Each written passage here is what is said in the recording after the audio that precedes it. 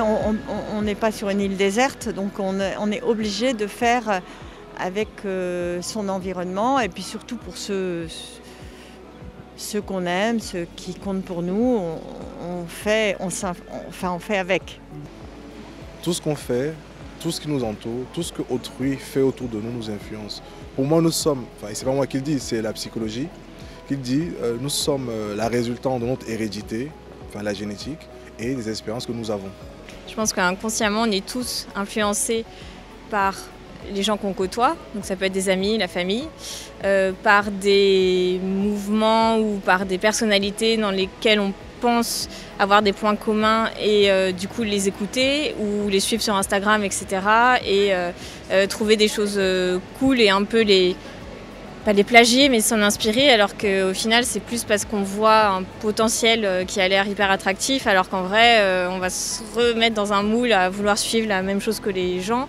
Ah, c'est sûr, on ne peut pas y échapper. Ah, moi, je suis influencée présentement par mes petits-enfants, beaucoup. Je suis influencée par les êtres chers qui sont autour de moi. Je suis influencée par les médias, oui, mais j'essaie de lire les bons médias, là, ceux qui sont officiels. Je fais beaucoup confiance aux scientifiques. Je fais beaucoup confiance aux sages. Oui, j'ai été influencé sûrement par les événements politiques. Moi, j'ai connu l'élection de Mitterrand en 81. Enfin voilà, ça m'a beaucoup influencé, bien sûr.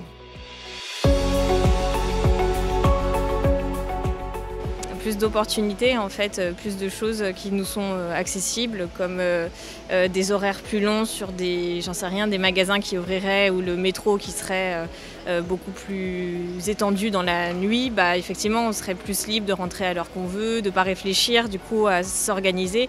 Et justement, je pense que l'organisation, ça fait partie du fait de ne pas forcément avoir de liberté, parce qu'on veut rentrer dans un moule, alors que la liberté, c'est vraiment essayer de... Pour moi, il n'y a pas de réflexion. Quand on est libre, c'est on y va et voilà quoi. Moins libre. Je reçois des éléments qui tendent à me rendre moins libre. L'information générale, la peur, etc. Alors que des fois, c'est pas forcément justifié.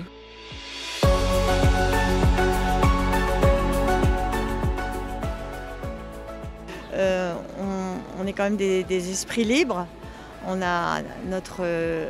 est des libres penseurs, on a notre libre arbitre et ça me permet de fonctionner un petit peu en fonction des autres, mais aussi avec mes convictions à moi. Oui, je dirais, si on parle de la capacité de voyager qui serait liée à l'argent, du fait que j'ai un bon boulot, je serais donc plus libre, du fait que je sois avec des amis qui acceptent qui je suis, je me sentirais plus libre. Oui. Hier, j'ai eu un échange avec une autre graphiste freelance et elle m'a donné plein de bons conseils parce que ça s'est fait comme ça. On s'est dit, bah, tiens, on se fait un visio, on échange sur nos expériences et c'est hyper bien parce que l'autre peut aussi apporter beaucoup et pas forcément en efface, mais aussi comme un coach personnel, alors que c'est juste un entretien avec quelqu'un, quoi. Juste, ça permet de se remettre en question et d'aborder les choses autrement.